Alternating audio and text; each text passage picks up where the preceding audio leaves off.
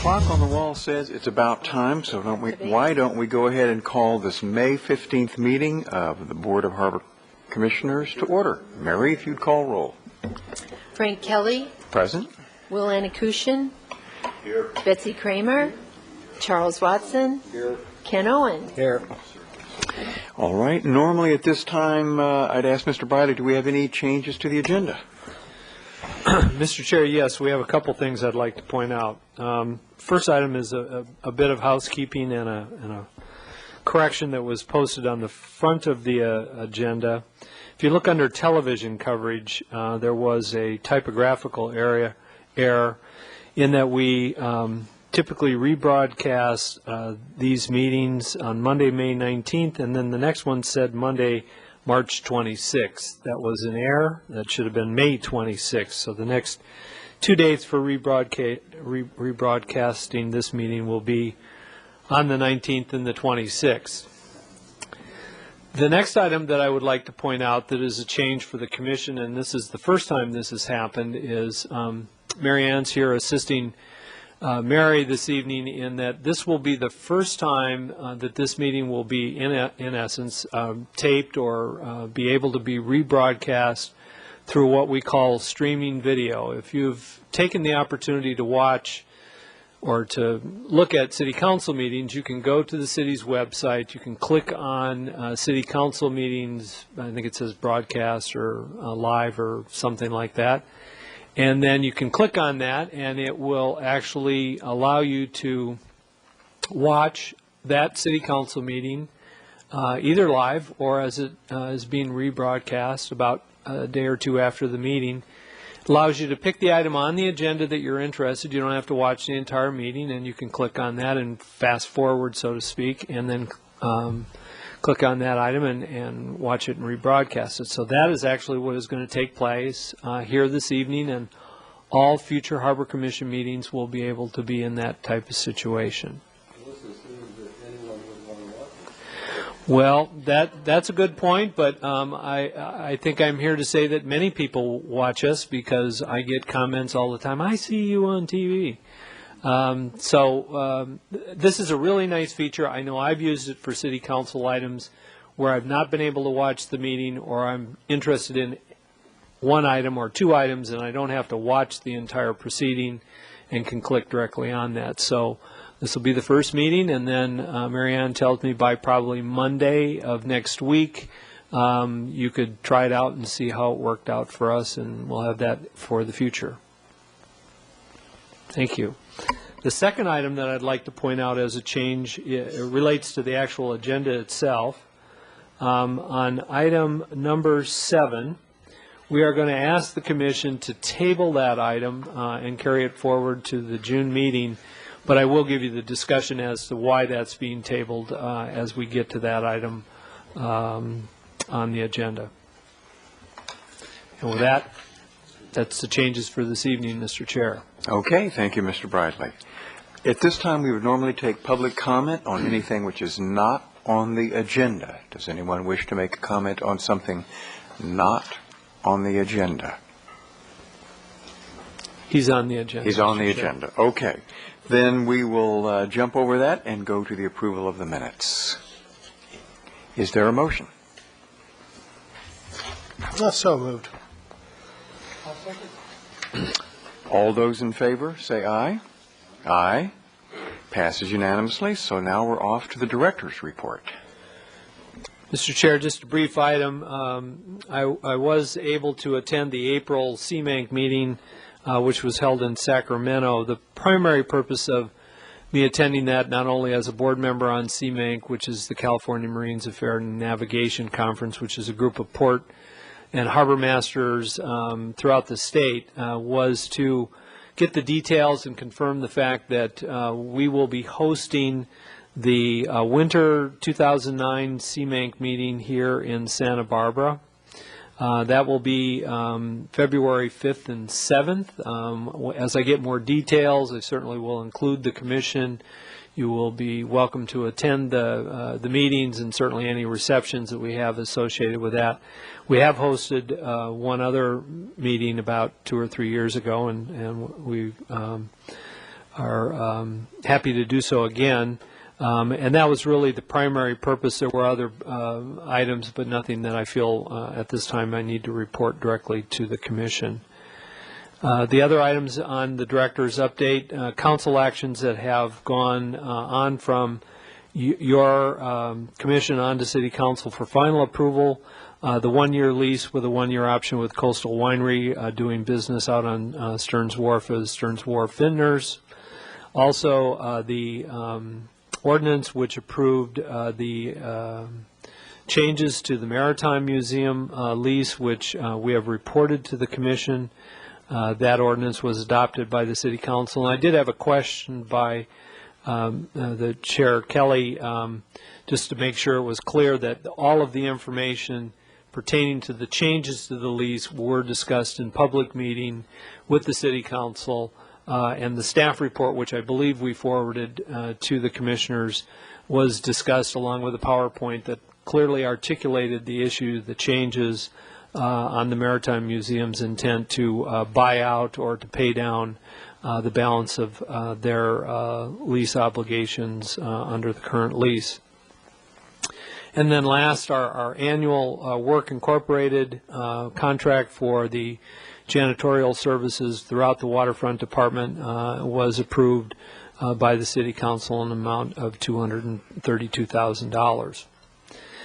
So that completes the report. Just looking forward to the June Harbor Commission meeting. We will have the lottery involving the 20-foot slips, which we brought to you a month or two ago, allowing folks to participate in that lottery for drawing of 4 20-foot long slips. The lease agreement with Santa Barbara Sailing Club is being worked on. We hope to have that finalized.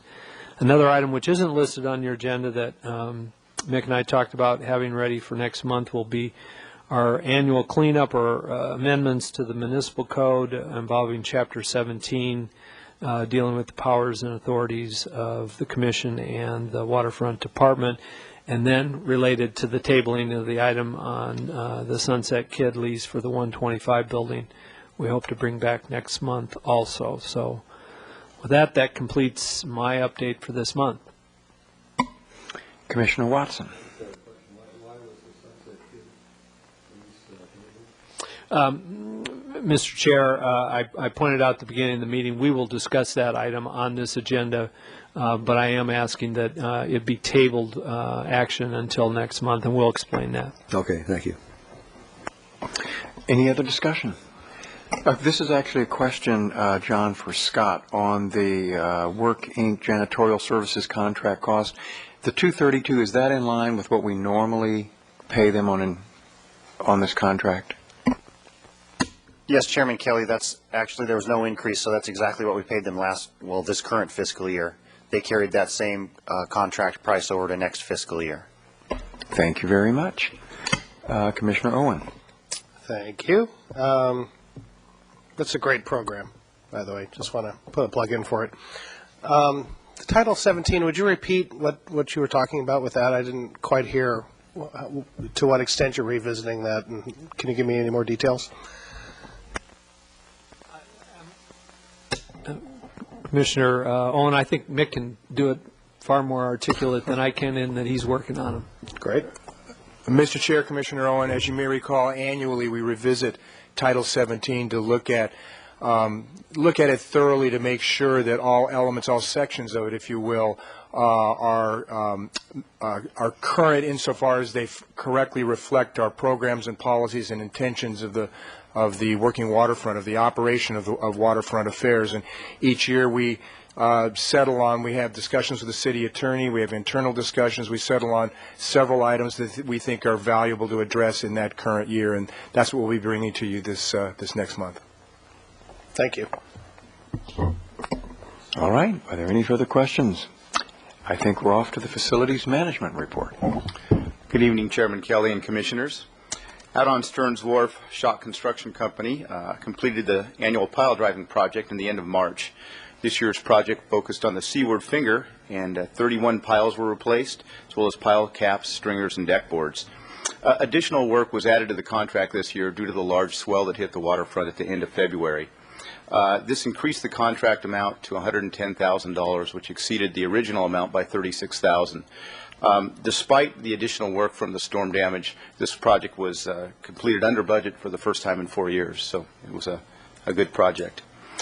Over at the harbor, as part of the preliminary review for the Marina One project, the consultant took a look at the fire water system on the Marina One expansion, which is the QR and S fingers. They found that the fire water system does not meet the federal standards of 250 gallons per minute and 100 psi. So we're going to move forward with the design to replace that. Ironically, within about the last few weeks, the system actually broke within the dock and cannot be repaired. So it was sort of serendipitous that this happened, and this will be going forward in the next couple of weeks. The new fire water system will be similar to the modern marina docking systems, whereby the fire water and potable water run along the sides of the docks underneath the whalers, so they're accessible and they can be repaired in the future, as opposed to being internal to the dock, which is the way it is out on QR and S fingers. The project's out to bid. Bids open next week. Should probably start the project a couple of weeks after that. It should be completed in about 3 weeks. So this will be a nice upgrade to that system. Over on the city pier, Hoist 4 is our largest hoist that we have. It's out by the ice house on the north side of the pier. And several months ago, the main gear failed and there was no replacement for it. There was a long lead time to fabricate a new main gear, so we decided to go completely overhaul the entire hoist itself. We went out to bid a couple months ago, and only one bid was received to replace the main boom, the main column, and the entire lifting mechanism. Since it's such a long lead time, the staff has decided to replace the base plate as well as all the deck boards. It's a long time, and it's unfortunate, but all the commercial fishermen and the other users have made do with the 3 existing hoists. And once this is replaced, it's going to be better than new, and hopefully will provide at least another 17 years of service. Another interesting project that's happening at the city pier is a new fuel dock, fuel dock vault, excuse me. The county fire department has required that the operator of the fuel dock install new valves at the base of the city pier. This project's been in the work for several years for design and permitting, and just got started on Monday. The project is being constructed from 3 a.m. to 11 a.m. to avoid impacts to the commercial fishermen and all of the other users in the harbor commercial area. This is going to be a significant improvement, which will make these valves easily accessible, so if there ever is a spill or a fire on the fuel dock, they can be shut off right away and any spill or damage will be minimized. One of our first sustainable projects for the harbor is the Marina One solar thermal unit that was recently installed on the east restroom. It was installed in March and consists of 3 4x10 panels that are attached to the south-facing portion of the roof. These panels can heat the water to well over 100 degrees, and it's plumbed directly into the existing water heater system. This has, in just the past month, has reduced the energy used by the electric water heater by over 55%. And coming into the summer months, we expect that to get a little bit better. And that does include a few foggy days where it didn't work very good at all, I must admit. We're going to monitor this system for efficiency and reliability. We want to install another solar thermal unit on the Marina One West restroom, and we'll modify the design as appropriate based on what we learned from this existing system. And finally this evening, I'd like to report that we had our 3rd Harbor Commission committee on the Marina One project. We went over the results of the boater questionnaire with a lot of the slip holders. It was well attended, and we were able to discuss some of their concerns and let the slip holders know how we plan on modifying the construction to construct the project such that we minimize impacts to slip holders. Committee members Anna Kushin and Watson were in attendance, and as well as Harbor Commissioners Kelly and Kramer. And I'd like to note that the city attorney determined that Harbor Commissioners can attend committee meetings as non-participants, so in future meetings you're welcome to attend. The project, the preliminary design, the 90% plans are to be completed in the next couple of weeks. Final design is expected in June, with the project going out to bid in July. Construction will commence probably in January of 2009, pending the availability of funding. And I'd like to note that Scott has a report on our efforts to secure funding for this project as the final item this evening. That concludes my report, and I'd be happy to answer any questions. Thank you, Carl. Does the Commission have any questions for Carl? Commissioner Watson. Commissioner Kelly,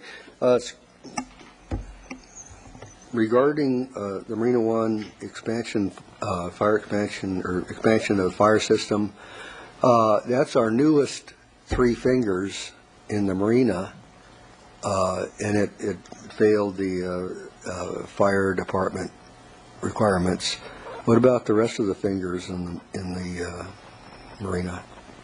Chairman Kelly, Commissioner Watson, we couldn't figure out why it was constructed and did not meet the federal standard. That was a big investigation we did. It was kind of unusual. The whole new docking system is going to be brought up to standards. The existing system probably doesn't meet the standard of 2,500 gallons per minute and 1,000 PSI. I think it's safe to say. One more reason why we need to go forward with this project. Wouldn't we want to talk to the designers of the system and ask them that question? We did exactly that, and we had a difficult time coming up with an adequate answer. It's a bit frustrating, frankly, and what's ironic is the system broke. It was just a bad system to begin with, and it broke just within the last few weeks, so it's in some respects fortuitous that they went through this exercise, because it's going to be we paid them plenty of money for that design. I would think we could expect it to meet the demands.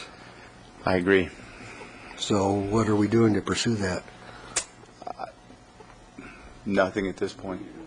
We could have a discussion with him, and we have discussed it with him. It was 10 years ago, and they are not claiming that they're responsible and that they would pursue it or help pay for it Well, at this time. That's interesting.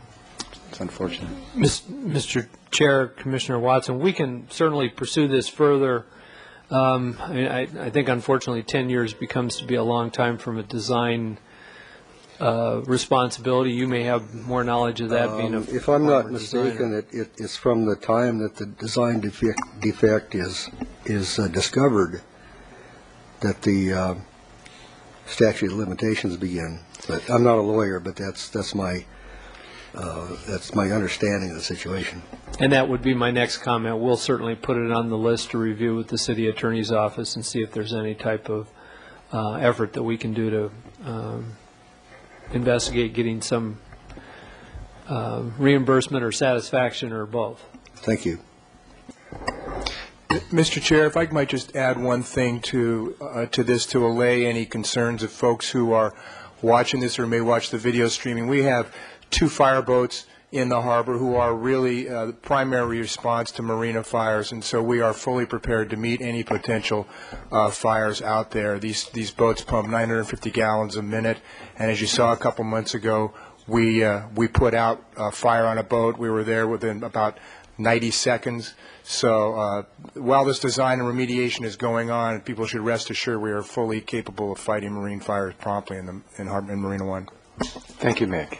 Carl. Chairman Kelly, I'd just like to point out that the remainder of the fire water system does work in Marina One. That's A through P fingers. Thank you. I did have one question, and that is going back to, it would be interesting to find out if there had been a federal code change on what the requirement was, because if they just missed it flat out, straight up on the front end, then I think that's a fairly egregious design error, and we have legs to stand on. Good point, Chairman Kelly. We'll bring that up with the city attorney and discuss design immunity and some of those other things. It's a frustrating situation to be in, and it warrants further investigation. Thank you. Commissioner Owen. Thank you, Charlie.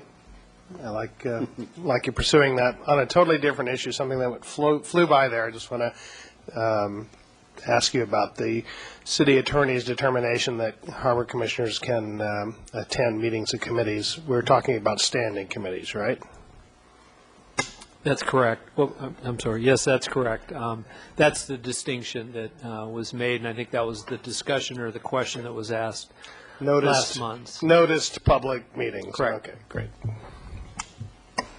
All right. Are there any further questions? Thank you, Carl, for a good report. We're off to the business services report. Good evening, Commissioners. On March 17th, Breanne Boyd joined the Waterfront Department in the position of Property Management Specialist. Breanne's duties at the department include administration of leases, rental properties, and business activity permits primarily, although she also assists with insurance compliance and, of course, timely collection of rents and fees. Breanne's well qualified for the position. She has a California real estate license, Bachelor of Science degree in Business Administration, as well as a Master's degree in Business Administration. Prior to coming to the Waterfront Department, she worked with, she was the Director of Property Management at TAS Commercial, which is a local real estate management and investment firm. Unfortunately, she had a prior commitment and couldn't make the meeting tonight, so I couldn't do a real introduction. But if you happen to stop by the office, feel free to drop in and introduce yourself to Brianne. She can be reached at 897-1961 with any questions related to waterfront properties, leases, vacancies, and so forth. And again, that's 897-1961. And on the property management theme, we do have one vacant space at the harbor at 117F Harbor Way.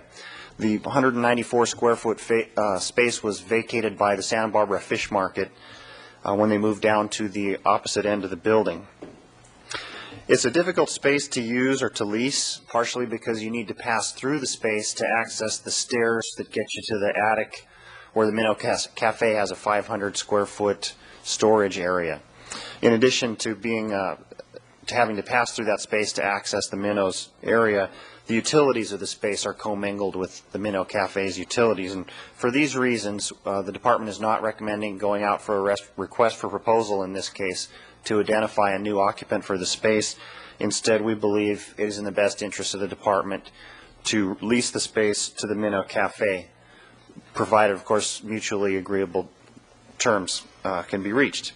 And we're in that process right now of lease preparation and lease discussions with the Minnow operator, Jeff Jones, who is here in force tonight with his family in a show of his enthusiasm and encouragement for incorporating the space into his tiny business operation down at the harbor. Moving on to the automatic payment service for slip fees. The city's automatic payment service has been available for slip permittees since January 2002, and I'm happy to report that as of May we have 357 subscribers to the automatic payment system. That's over 31% of our slip holders, so that's a pretty high number. Program participants receive monthly statements, as everyone does, right around the first of the month. The difference is that on or about the 15th of the month, the checking account is debited for the charges that are shown on that statement. If in the case of the 15th falling on a weekend, the draft is done on the following business day, but never before the 15th of the month. We've been trying to promote this a little bit. We put it out in dock lines last issue. We also sent out application forms for the automatic payment service with the April 2008 billing statements.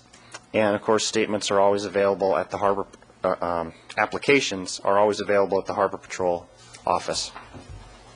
It's a simple process to enroll in the program, and we've really found it to be convenient for boaters who frequently travel or are out of town. The city's billing office has offered the automatic payment option for water billing since 1999, but it's particularly suited to slip fees because they're very stable. We only change them every July 1st at the most, and whereas your water bill fluctuates constantly, with the automatic payment system, with your slip fee, you always know when and how much is going to be drawn out of your account. And that concludes the business report, unless there are any questions from the Commission. Thank you, Scott. Commissioner Watson. Yeah, Mr. Chair, I just want to comment that I spent some time with Jeff reviewing his operation there and his space requirements, and I'm really impressed with the amount of business he's able to do out of that little tiny space. Besides that, I really like his hamburgers. Any additional comments? What I would say is, hopefully, if he does take over the larger space, he'll have the same increase in business that the fish market seems like it's had since it went to a larger space. It seems to really be booming now, so hopefully it works out for you. If there are no further comments or questions, we'll go on to the Harbor Operations Report. Good evening, Mr. Chair and Commissioners. Since we met 2 months ago in March, I have a couple of updates on a rather sad note. The last time we met, as you may recall, local fisherman Skip Platt had gone missing while trying to swim to his boat that was drifting in very, very windy weather off Summerland. And as it turned out, after our meeting, 11 days after he went missing, his body was recovered very close to the area where he had tried to save his boat. And then, ironically enough, only a few days after that, a young man named Richard Kepi, a 25-year-old City College student, was aboard a Hobie Cat, a small catamaran, in very, very windy weather off of Ledbetter Point. The catamaran flipped. Mr. Kepi ended up in the water, and after an extensive search over a period of about 36 hours, including many agencies, Mr. Kepi's body was not recovered. In fact, to this date, his body has not been recovered. So needless to say, waterfront staff, and I know you join us in this, we send our condolences, our deepest condolences to the family and friends and loved ones of these two individuals. And I should add that this remains a sobering reminder, especially on the eve of National Safe Boating Week next week, that and on the eve of our really rigorous boating season, that although for all its allure, the sea it can be a very, very unforgiving place, and all due attention should be paid to the utmost in safety equipment, both for your boat and for your person, and we would vigorously encourage people to put safety first when they go boating this summer.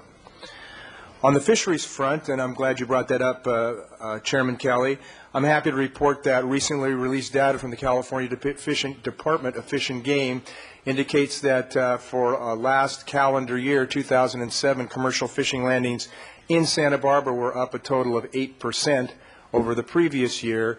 That's volume, and the value of those landings are up 5%. This is mostly due to an increase in sea urchin landings, though other species or landings of other species were up as well. But it confirms for staff, it gives us another degree of comfort that our local fisheries, as we reported to you last year from the study that was done by California Sea Grant, remain healthy and sustainable. So it's good news both for the fisheries and our fishermen, who are, of course, the cornerstone of our working harbor. This weekend, we have another big event coming up, the annual Harbor Swap Meet. We're very much looking forward to that. Looks like the weather's going to be beautiful.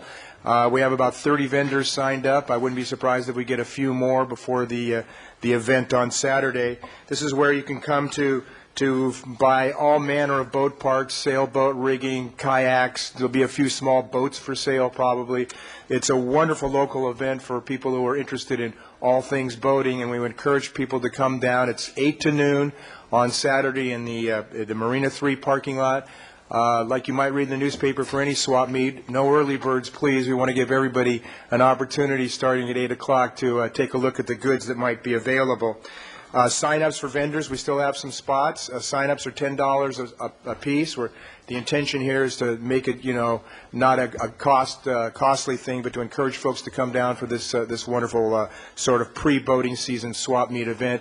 And we're partnering with the Harbor Merchants Association on this. They're putting out the spread, and it promises to be good. It's free food, so few people usually turn that down. This year, we're also, for the first time, combining this harbor swap meet with a hazardous materials turn-in day. We've never had one of these at the harbor, and if you're a slip permittee in Santa Barbara Harbor, you should have already received in your May slip building what we've referred to as in-house anyways, the Willy Wonka golden ticket. This is your entry ticket to take things out of your dock box, lacquer, thinner, old paint cans and what have you, or off your boat, especially if you're participating in the swap meet and you're a vendor and you're digging around in your stuff, and bring it to the hazardous materials truck. It will be there on site in the Marina 3 parking lot. Again, this is intended for local boaters only, for folks who have slips, either owners or slip permittees of boats in Santa Barbara Harbor. Unfortunately, as much as we'd like to accommodate the whole community at this hazardous materials event, we'd be overwhelmed if we took hazmat materials from north of Cabrillo Boulevard. So this is a local event, but the boaters are welcomed, even encouraged, to bring those things that aren't suitable for the waste oil dump stations, little bits of gasoline or diesel that you have around the boat that you've been wondering what to do with. Those kinds of things are all acceptable. So we look forward to that turn-in. And finally, I'm happy to report that on May 3rd, we completed our third year of our annual Operation Clean Sweep. We targeted Marina 2 this time. And in all, after we followed up the event with Harbor Patrol Boat 3 and its davit lifting 10 items that were too heavy to lift off the bottom with divers and support workers, we had over 2.5 tons of junk that came off the bottom. We're up to about 7 tons between Marinas 4, 3, and 2 over the last 3 years. Not surprisingly, the stuff, if you will, included crab traps, tools, pipe sections, dishes, barbecues, plastic barrels, boat propellers, outboard engine, and this time we did come up with 3 marine batteries, so we were happy to get those off the seafloor. And finally, Mr. Chair, we did come up with something unique this year. It's sort of on the from the heart section. We found a cup down there. One of our divers did, and in this picture, one of our wonderful volunteers from the Channel Islands National Marine Sanctuary is holding it.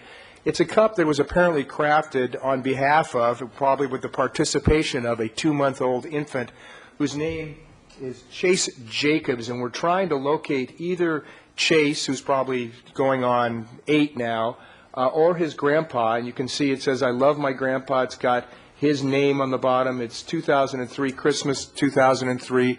We did a brief internet search. We posted the Marina Gates, and we have some volunteers doing a broader genealogical search through the county.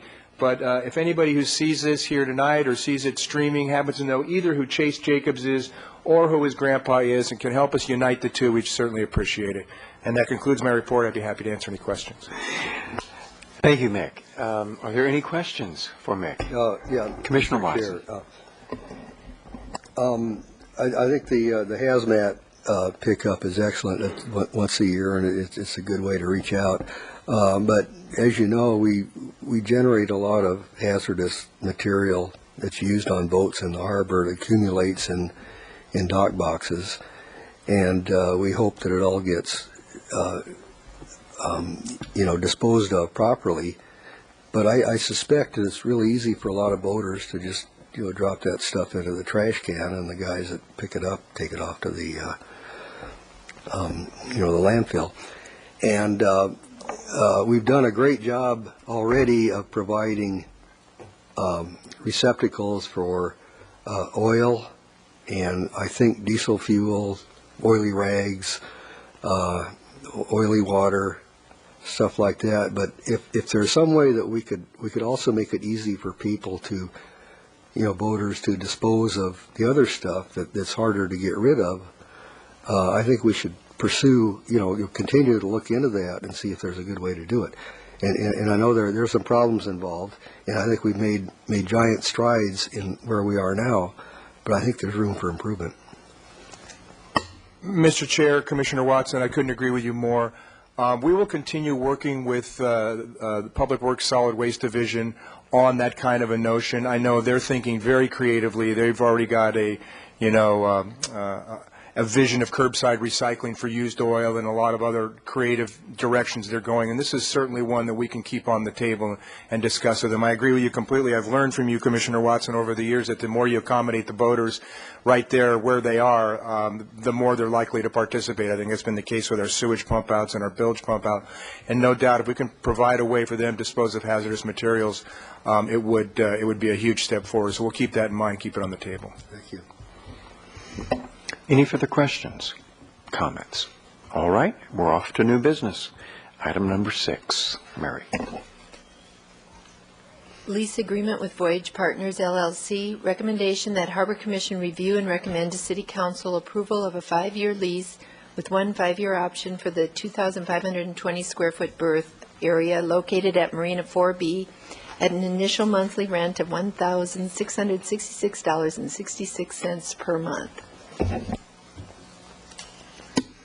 Mr. Chair, Commissioners, as discussed at the March Harbor Commission meeting, Voyage Partners proposed to lease one of the 3 spaces in the newly reconfigured Marina 4B lease area for the 63-foot-long motor yacht Philippa. Voyage Partners proposed to pay $10,000 in rent in advance for a 5-year lease, hence 60 months and the $1,666 that Mary read. At the March meeting, the Harbor Commission directed staff to negotiate a lease and return to the Commission at the next meeting with the proposed lease, which is why we're here tonight with this item. The Philippa is a private yacht, ideally configured to use the Mediterranean moored-style berth, and there are no intentions to use the vessel as a charter boat. The basic terms of the proposed lease are a 5-year lease with one 5-year option. Again, the rent is $100,000 for 60 months, paid in advance upon lease execution. In terms of utilities, the 3 lease spaces out there are separately metered for electricity, which will be billed back to the tenants on a monthly basis. And the option rent for the second 5-year period is left open to be negotiated prior to the expiration of the initial lease term. So there's a rent reopener there for the option period. And for the permitted uses, the tenant shall use the site only for mooring the vessel Philippa or another comparable substitute vessel owned by the tenant. The proposed lease does allow the department to sublease the space under certain circumstances. For example, if the Philippa were to leave the space for longer than 30 days, 30 days or more, and the department is able to rent that lease area out to another vessel, visiting vessel or whatnot, the tenant will be entitled to a rent credit of 50% of what the department collects during that extended vacancy. There aren't any long-term vacancy planned necessarily, but if the vessel were to go cruise up to Washington State or something like that, there could be a situation like this. Otherwise, the lease may not be assigned, subleased, or transferred to another entity. And since the lease is with a limited liability company, the department has required a personal guarantee as is customary. And that concludes my report. I would like to point out that Christina Jansen is here from Voyage Partners LLC in support of the proposed lease agreement. Thank you. Thank you, Scott. Are there any questions or comments? Well, Mr. Chair, I wonder if the representative would care to tell us what the plans are for the boat.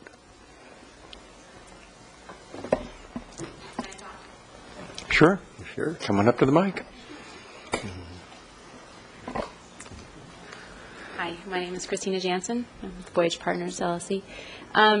The plans are it's a private use vessel, just used for sort of day sails, going out to the islands, surfing, different things like that.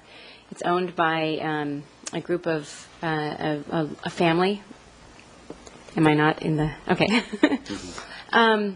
And so it's sort of the vessel has been berthed down in Ventura Isles Marina, but the owners are all located in Santa Barbara, so it's a great opportunity to bring the boat up here, and that's all that it's going to be used for. So it sounds like a personal family use? Mm-hmm. Yeah. Good. Yeah. Yes. Thank you.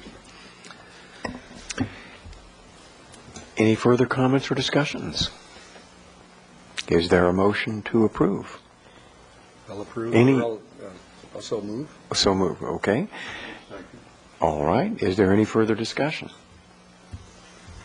All those in favor say aye. Aye. Aye. Opposed? Passes unanimously. Welcome to Santa Barbara. I think that takes us up to, Mr. Bradley, you're going to give us the presentation on item 7, but then we'll actually act on it next month. Is that correct? Mr. Chair, that's correct. This item we're going to actually table, so I don't know if Mary wants to read it or not. I don't think it's really necessary, given that the commission is not going to necessarily we're recommending that you not take action on it at this month, during this month's meeting. As you know, a couple months ago, we put out a request for proposal for several office suites that are located in the 125 building. We selected several tenants, including Nick Issei, that does a small internet business, Mike Peisel, that is a boat surveyor, and the third office suite was selected based on a proposal submitted by Dennis Longenberger, doing business as Sunset Yacht Brokers and Charters. The intent was to combine this office space with his existing office space, which is located on the second floor, an added suite for a slightly different use, but certainly to enhance or support his existing businesses. But he'd like to take a shot at trying to do what I'll call luxury end, high-end boat charters, where he finds boats literally around the world and then connects people who are interested in them by brokering the charter boat at its location, whether it's in the Caribbean or the Mediterranean, Australia, or Southern California, for that matter. We were intrigued by the idea. We thought it would be a nice addition to what he does, and also potentially a revenue source. As we began, as you made the recommendation to select him and we began the lease negotiation, it was quickly brought to our attention that his proposal was not the only thing he wished to discuss. And I think identified in the staff report were a number of things that were outside of the scope of his proposal that he felt needed to be satisfied before he could in earnest enter into those negotiations. Long story short, we were unsuccessful in coming to any agreement and reached a point where we were ready to recommend that more or less we unselect that proposal and put it out for a request for proposal and see if anybody else was interested. We notified Dennis of that in writing prior to this agenda, and this agenda going out. We did not hear anything directly from him, and therefore we published the agenda with the staff report and recommendation. Shortly after it was published, Dennis called Scott and myself and asked to set up a meeting and felt that possibly he had erred in his attempt to try and bring outside of his proposal items to the table to be negotiated as part of this, and was willing, so to speak, to come back and negotiate the lease per the proposal. And based on that, and I think we had the discussion Monday or Tuesday of this week, we had agreed in concept, and I think we nailed down the parameters of those negotiations, that if that was what we were going to discuss and negotiate, we felt that we could be successful. We asked Dennis to put several things in writing, which he's agreed to do, and Scott has prepared a draft lease. He actually had the draft lease ready to discuss as part of the upcoming negotiations, and we will exchange those documents and move forward. So in fairness, I felt to Dennis's willingness to come back to the table in a more reasonable approach, we would ask for a 1-month continuance or tabling of this item.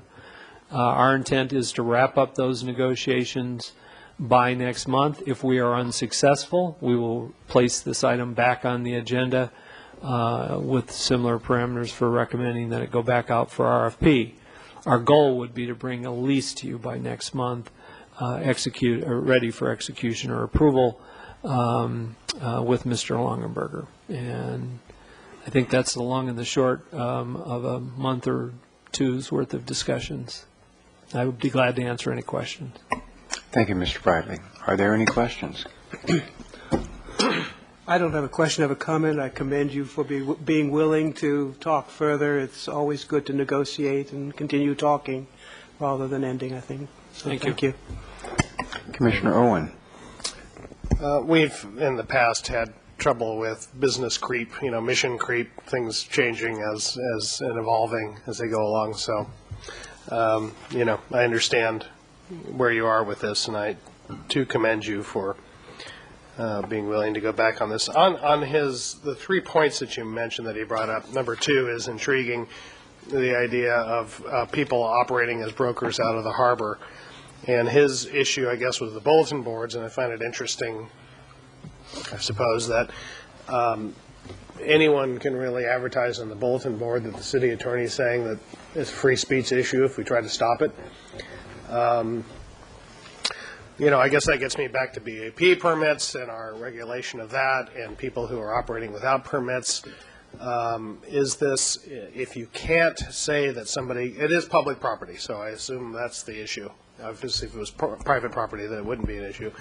But is this then used as a mechanism of enforcement at all? I mean, where are we? Maybe this is a question for you or Scott, on regulating people doing business in the harbor without a permit or without a license or a lease, and how many people are advertising on it. I guess I'm not privy to these conversations, so it just brought up a lot of questions in my mind. Mr. Chair, Commissioner Owen, you raise a number of good points, and some are out of the scope or the realm of this discussion, but I think some are relevant. First, I'd like to clarify one thing, and then I'll ask Scott to chime in because I may forget some of the other related issues. The thing you have to keep in mind with yacht brokers, and I believe you were here on the commission when we struggled with this, we used to actually give a business activity permit for folks to do brokerage business, and that didn't set well with me when I first came here because it didn't make much sense to have people paying a percentage rent and we give somebody a $25 a year permit to do the same thing. So we ceased issuance of BAPs for brokerage purposes on the dock or within the harbor. We said if you're going to do that, you do it from a leased premises. However, yacht brokers are licensed by the state of California just like a real estate broker is, or a real estate salesman, which gives them a license to practice throughout the state, and we can't change or alter that in any way. So in other words, you get a license to be a yacht broker, you can sell boats in Santa Barbara, you can sell them in Newport, you can sell them in San Francisco, you can sell them literally anywhere. What you can't do, per our rules and regulations, is put for sale signs on the boat that are representing your business or your brokerage, because that is within our purview, inside the docks or inside the marinas. So we can prevent that from occurring. Doesn't prevent a broker from going down there and working with two parties to sell that boat, but they can't advertise. The advertisements that go on the actual bulletin boards, and I'll let Scott talk a little bit about the discussions he's had with the city attorney, not only about this but other free speech issues, is somewhat unique in that many of our licensed or leased brokers that have leases within the department advertise on those bulletin boards also. So we have a combination of Charlie Watson wanting to sell his boat, and he's going to do it by himself, and he posts a sale up there and says, I'd like to sell my boat, and here's my price and my terms, to a non-licensed or leased broker with our department that would do the same, to Bob Keating, Sunset Kid, Dennis Longenberger that put ads on the bulletin board. So we have everything from people wanting to sell a guitar to selling a boat to selling anchor chain, whatever it may be. And in order to really regulate that, we'll become the bulletin board police, which we really don't want to get into. We also think they serve a very valuable tool for many people for posting notices and providing information, and we think the tool is valuable. We'd like to keep it. We clear that bulletin board once a month. Every month we pick it clean, and people have to start all over, and that kind of controls a little bit of the clutter or the mess that goes with it. The advice from the city attorney's office I'll let Scott speak to, and anything else that he would like to add. We understand Dennis's concern about it. We're not sure that we can change it, and I'm not sure it's material enough to significantly affect the business. I mean, with the advent of the Internet, if you go on the Internet today, you can call up any broker, any boat, any location, and do all of this literally with the click of a mouse. So our little bulletin boards are far less much of an advertisement tool than what is available elsewhere. Before you go to Scott, for me, the main question wasn't so much about bulletin boards. I realize that was Dennis's question, but for me, it's, and you partially answered this, it's unregulated business in the harbor, and really what I'm talking about is a revenue issue, and whether we're capturing revenue. You went to from license agreement to leases for one reason, because you get a percentage of those sales, the city does. And just putting a notice on a bulletin board is one thing. Posting a for sale sign is clearly business activity within the harbor. Is walking down to the boat with your broker, or a broker walking down to a boat and showing it to somebody, is that business activity on the docks? I'm just sort of throwing that out. I don't know. I don't have a good answer for that, and I don't know where that would lead if we started down that road, but it might lead to more revenue. I'm not sure. I'll let Scott answer because it's a two-party question. One, what do we do about illegal business activities in the harbor through our business activity permit? Some of it does relate to the bulletin boards and what gets advertised and what follow-up he and his staff do to that. But I think the answer that you just was looking for, given that you have a state license from the state of California to sell boats, I think we can't prohibit you from going down on the dock and facilitating that. We could try, but I think that's probably going to be difficult, quite frankly, to enforce. Does that not apply to anything else that our BAP holders are doing? No state licenses? I mean, that begs the question. I mean, we do regulate business quite a lot in that sense. Yes, Commissioner Owen, we frequently check the bulletin boards for new businesses that we don't recognize. It's a very easy way of picking up on ones that are operating without a permit, and then we contact them and explain to them.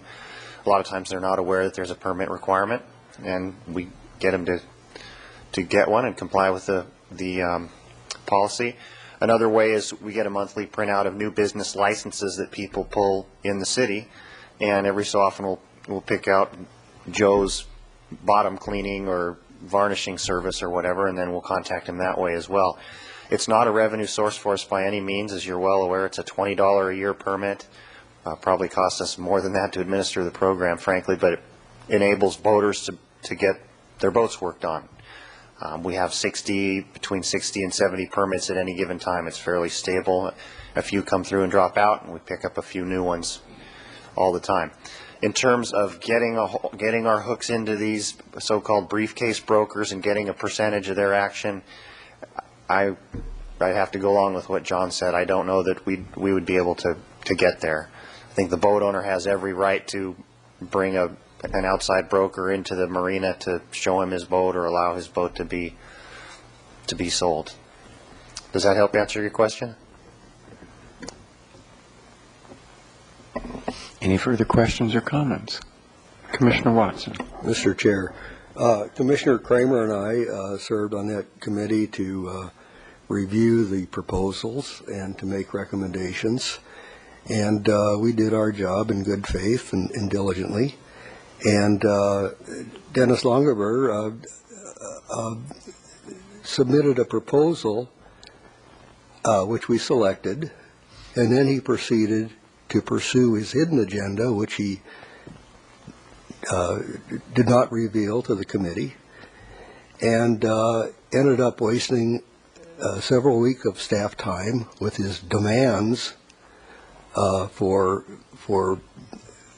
concessions in the lease that he was pursuing, and I don't appreciate that.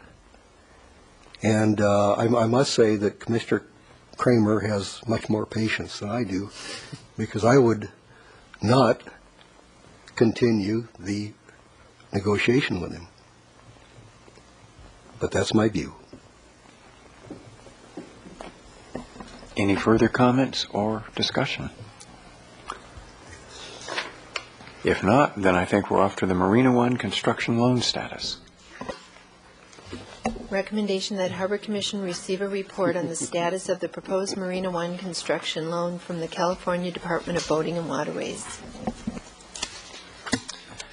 Mr. Chair, Commissioners, the Department of Boating and Waterways grants money for certain projects such as launch ramp construction and construction of transient vessel berths. They also lend money to public and private marinas through their small craft harbor development loan program, and that's the program that we have applied for.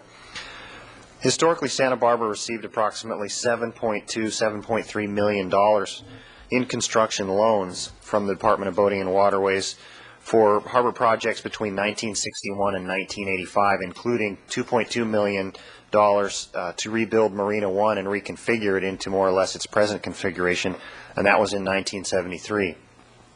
All these loans have been repaid to the Department of Boating and Waterways. And Santa Barbara also received a $400,000 grant for the launch ramp replacement, which we did 6 or 8 years ago or so. Last year, the Waterfront Department submitted a comprehensive loan application package to the Department of Boating and Waterways prior to their April 1st, 2007 deadline.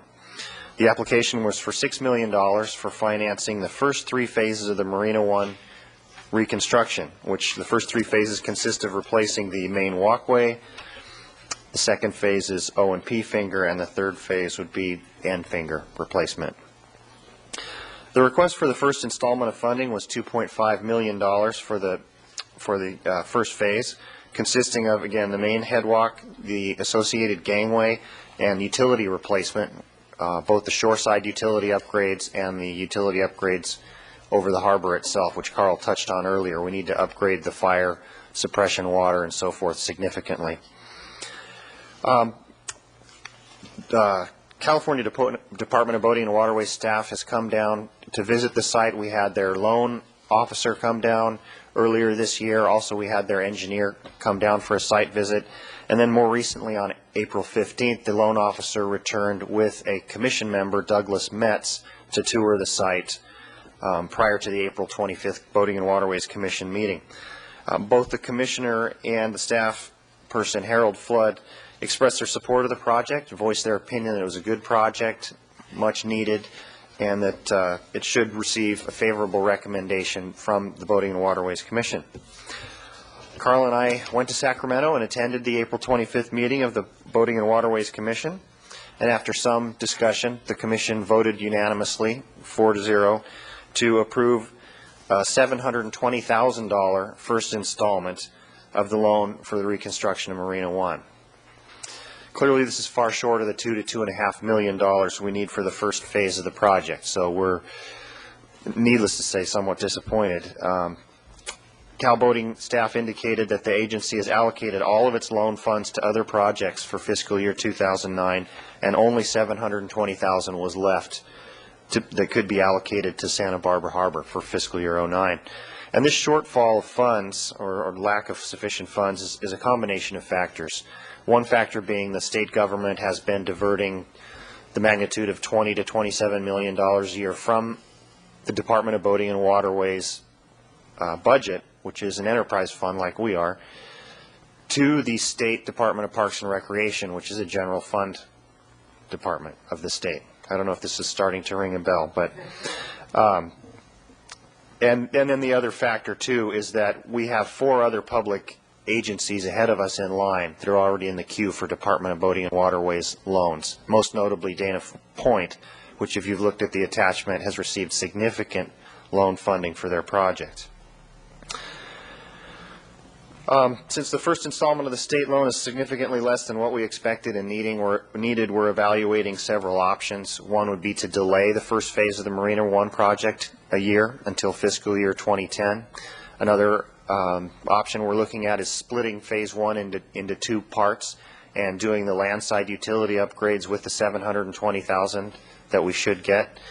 And then the following year doing the walkway replacement and the utilities, gangway and utilities out over the harbor.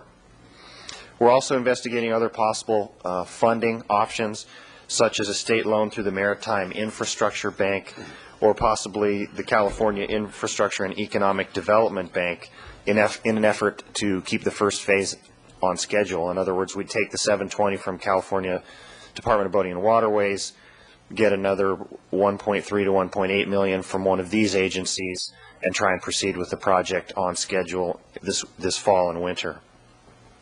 There's another option as well. According to the Department of Boating and Waterways staff, there is a possibility that unused funds from public launch ramp grants could possibly be freed up and allocated to our Marina One project.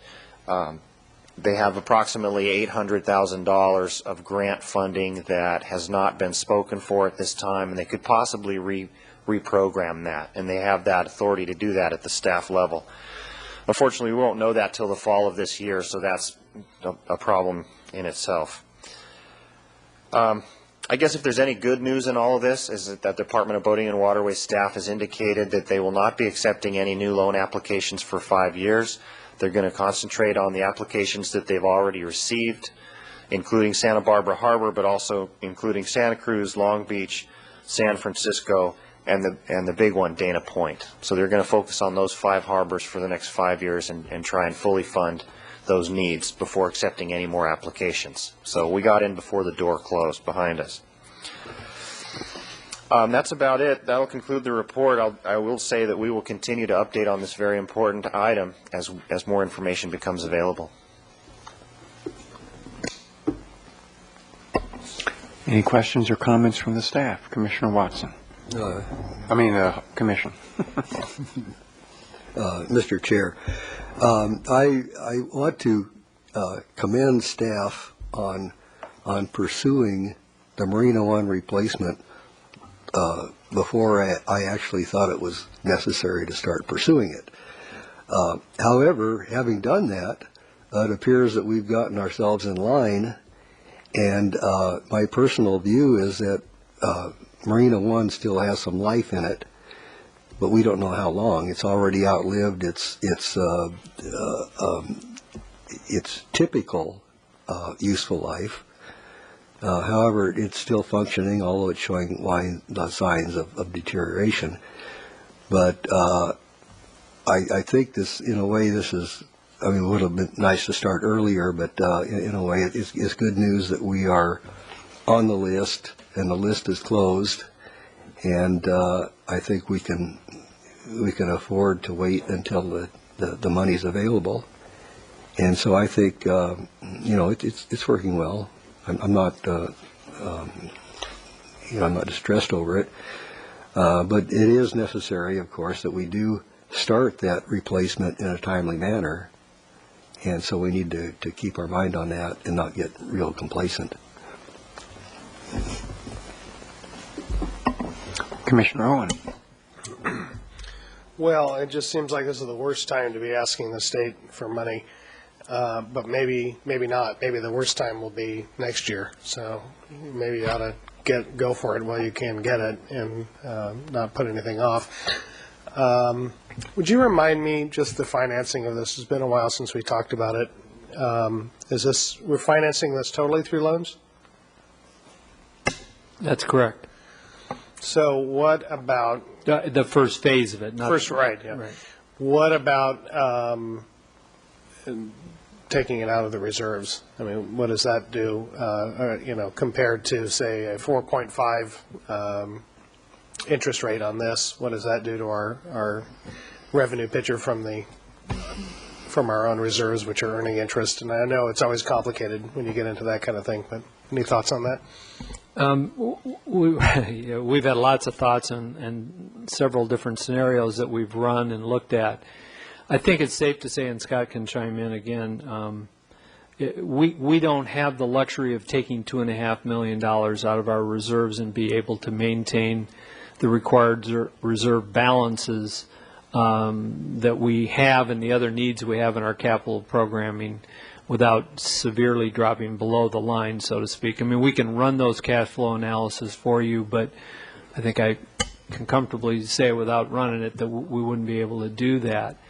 The way we had hoped to do this, and I think you may recall, the really nice part about the DBAW loan is if we got a commitment for $6 million, we only pay on the portion that we draw and use. It's not like they send you a check for $6 million and you begin a debt service on the full amount.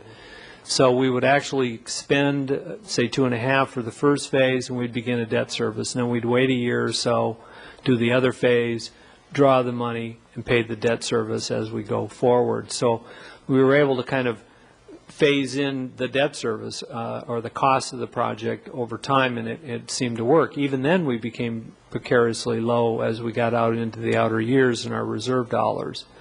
So I think the answer to the question is no, I don't think we can afford to do it out of pocket. We are looking at other options, other borrowing options. We're even looking at the possibility of issuing our own certificates of participation similar to what we've done in the past. But the same is true there, where the debt begins immediately. In other words, if you sell $6 million, they send you a check for $6 million, and you start paying debt service literally that same year or the following year, and that debt would be significantly higher than what we had projected from DBAW. Okay, and just to be clear, I wasn't suggesting really the whole project. I should have said that, but a portion thereof. And I guess as the city's general fund a well that's gone dry at this point, or? Well, I don't know if I can say it's gone dry. I think I had the discussion with the city administrator whether or not a borrowing similar to what we did for the Chandlery remodel in our office building was feasible. And as you may have read in the paper, they're facing about a $3 million shortfall this year in the general fund. So just as you said with the state, it may not be a good time to be knocking on that door, and I think the general fund is struggling to a degree with its own reserve balance requirements. So We don't have the answers here today. The other things we looked at, combining the 720 with, we're going to get $100,000 from Voyage, Voyage Partners. We're going to get some money from NOAA for the lease that they're going to be signing for Marina 4, about $150,000. So we're piecing a few hundred here, 100 there, but it still didn't add up without a significant impact on the cash flow to do it with just those dollars. So we don't have a solution. We've got a few months yet where we're going to continue to explore them. As Commissioner Watson said, it's not life or death whether it gets done this year. But the bad part is it's a very good bidding climate. We've enticed the voters to expect that this project is coming, so we've done this work with the stakeholders, and they're kind of planning for it or prepared for it. That doesn't mean they wouldn't be fine if it didn't take place this year and waited a year and do it then, or maybe 2 years. I don't want to miss a window of opportunity of momentum, a good bidding climate, but at the same time, we can't, if we can't afford it, I don't think we go out on some limb just because it feels good and this is the time is right. So that's kind of what we're struggling with, unless I left out something. Well, then I'd finally add that I'm just exploring options. And I personally, I'm worried about the fiscal future of the state and the city. We are too. We've got SLIP income that's not going to fluctuate, but who knows what's going to happen to SLIP transfer fees, income and other things like that, business income as we go forward here. Maybe Charlie's question is right on after all. Certainly that's a good possibility that we ought to consider the financial situation of the city as we move forward with these kinds of projects. And the thing I would remind the Commission on relative to this is, and that doesn't mean politics don't make changes to that, but the money that is to be loaned or granted in this case is gas tax money generated from fuel sales over water. That money is really to be used for that purpose, in other words, to be lent or granted for public facilities such as this. What has happened, unfortunately, is there's been a little politics where that money has been used to go to the Park and Recreation Department of the state for facilities that have lakes or docks. That's kind of a stretch, a little bit gray, maybe not what it was intended for, but maybe it probably can't be argued to the point where we'll be successful to say it should have stayed on the ocean side of things. So this is earmarked money for this purpose. We'd like to think that there will be money in the future because there's a constant flow of revenue. That doesn't mean it won't get shifted somewhere else in the future. So a year or two will tell a lot, both at the state level and certainly here at a local level too.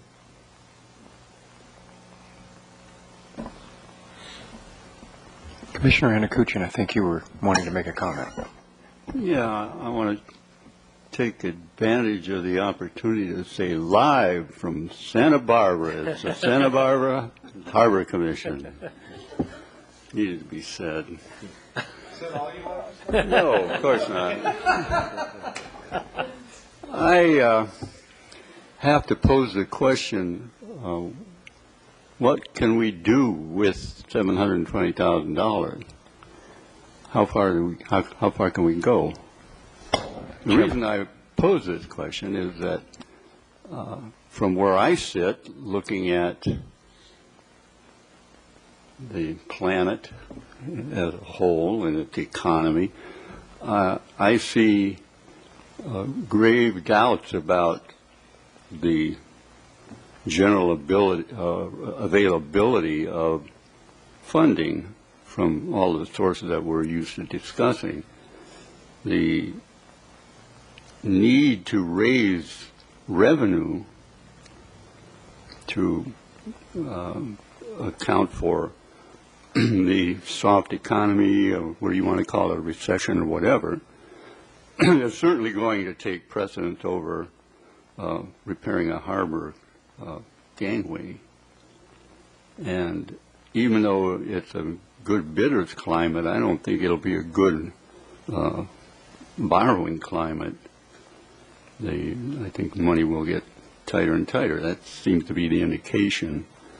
And so although it makes sense to seek sources of funding for borrowing money on appropriate plans or under proper conditions, I think we really have to look at what we can accomplish with the money that we have.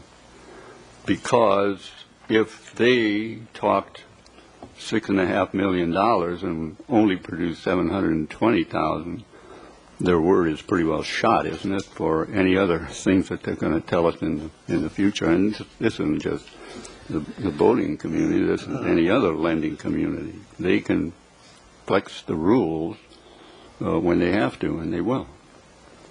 So let's build with what we have, would be my recommendation. Thank you. Chairman Kelly, Commissioner Anakushin, as you may recall, there are significant shoreside upgrades that we need to do to upgrade the electrical system. The cost estimate is around $300,000 or $400,000, so it's entirely possible we could go forward with that component of the project this next fiscal year, with the assumption and understanding that we would get the remaining funds to build the dock side, the main headwalk, the dock itself over the water the following year. So I don't think it's all lost. At this point, we're going forward with a single design for both, and we'll split them up as necessary.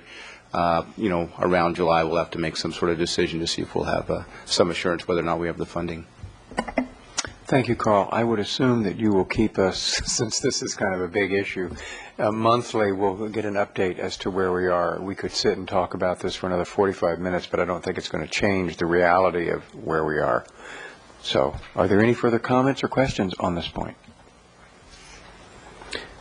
Okay, that brings us up to Commission staff communications. Mr. Chair, members of the Commission, just a couple items I'd like to update you on. The first item, the West Beach Pedestrian Improvement Plan, as you all know it, and we were involved in, which is that effort to improve some pedestrian enhancements between the wharf and the harbor, went to the Planning Commission last Thursday and was unanimously approved. There are a couple of areas that still need to be resolved or worked out between the Seashells folks on the sea landing walkway and a couple of landscape items, and of course getting approval from the Historic Landmarks Commission before the project will be able to move forward. But the good news is that's a fairly large hurdle for the project or milestone. It will then go through the further design review. City Council, the project schedule was to be finalized and designed out to bid in the fall and constructed in January, and I think this paves the way to continue along that timeline.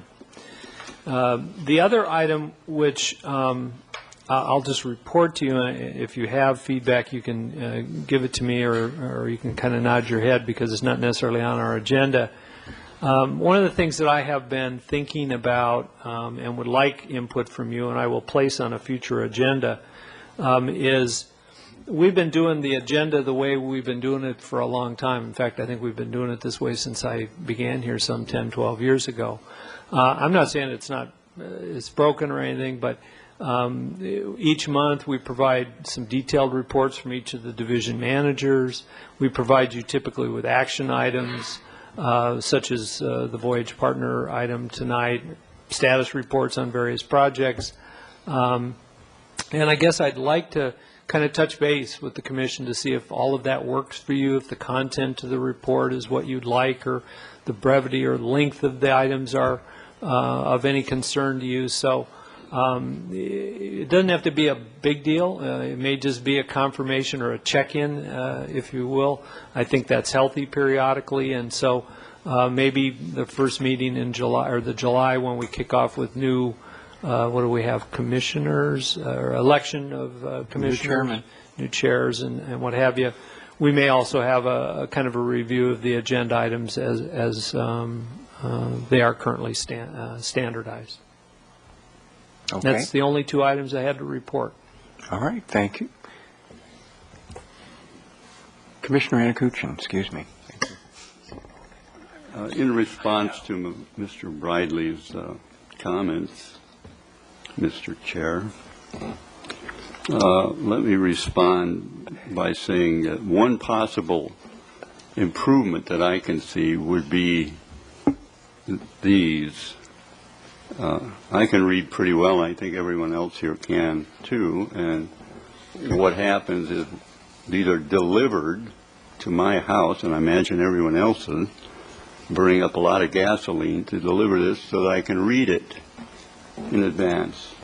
And then I come here and sit only to have each of the speakers read it back to me. There's a redundancy and a bit of a waste of gasoline here. Why don't you instead print these up, deliver them to the meeting in a stack, and we'll pick one up and sit here, and then we can read it together. I don't see any benefit. I get this days in advance. I do a lot of other things besides read this, and so by the time I'm walking in here, it's starting to erode. So we're going to read it anyway. Does that make sense? Mr. Chair, Commissioner Anakuchi, yes, it makes good sense, and it's along the lines of probably what I had. However, there may be other commissioners that like getting it in advance and like reading it and studying it and asking questions in advance of the meeting. The other thing you keep in mind is we do distribute them, or we can, via email. I think Mary posts them on the website, so certainly a combination of either saving paper, saving gas, saving delivery, that can all be part of the discussion, and you as a commission can help direct us as to how we can better serve or provide a product that helps you make the right decision and helps make the process one that's beneficial for both staff and the commissioners, and that should be part of that dialogue. Mr. Chair. Already had the light on, Charlie. Commissioner Owen, he beat you, Charlie. From my perspective, more information is better. I come from the perspective at a time when these were just tiny little documents and we weren't provided with much information at all, and that was not a good thing. So I like a full agenda with lots of background information. I found myself on the Dennis Longaberger thing tonight going back through the past stuff and referring to that, and I did when I first got it, because there's some of this is very complicated. This is a very thin agenda. I mean, I didn't really have to look at this ahead of time, but often they're book size, and you need days of study really to do it right. And especially since there could be lots of questions that could come up ahead of time that necessitate a phone call or a consultation with staff, or maybe people we know in the harbor, or other harbor commissioners, one other harbor commissioner, that sort of thing. So definitely think they need to be delivered ahead of time, or that is to say in our hands ahead of time. I don't want just an email. I don't want to print out that book every month. I got mine in the mail this month. Yeah, it came in the mailbox. I don't know why it didn't come to my door. That was okay. That worked for me. It was later. It was Monday or whenever it was, or maybe it was just Saturday, actually. It was a day late. We'll talk to you offline as to what happened on that delivery. Do you know what? That worked for me, and if we don't want to deliver them for what you say, it's that's okay. But definitely want them ahead of time. More information is better from my perspective. Commissioner Watson, then we'll get down. Mr. Chair, I appreciate the personal touch of the home delivery. I look forward to it. Sometimes I even get to chat with the delivery person. Also, I'm a civil engineer, which is from the dumber branch of engineering. So I'm a slow reader, and I like to digest what I read. So I appreciate having the entire packet to read and digest before the meeting. It enables me to speak more intelligently when the item comes up. And my hat off to Commissioner Anakushin if he's quicker than I am, and I'm sure he is. But anyway, that's my preference. Commissioner Kramer. And as a newcomer here, I very much appreciate getting it ahead of time and to read it and to ask questions if I need to. So that would be I agree with both Ken and Charlie. Well, like I say, I think what it'll do is prompt me to put it on the agenda. We can talk about what works and what doesn't work, and we certainly can kind of customize which ones we deliver and which ones we don't. There's nothing wrong with that. You probably never had any idea this was going to happen on that comment. No, I have a sense that, I do that with my own staff periodically. It's kind of like, okay, we've been doing this for a long time this way. Should we continue? Does it work, or should we change something? And it's always a healthy discussion, and I think that's what it's intended to be. Good. Any further commission staff communications? No, sir. All right. Whew. Is there a motion to adjourn? So moved. Second? Oh, good. Any discussion? All those in favor, say aye. Aye. We're out of here.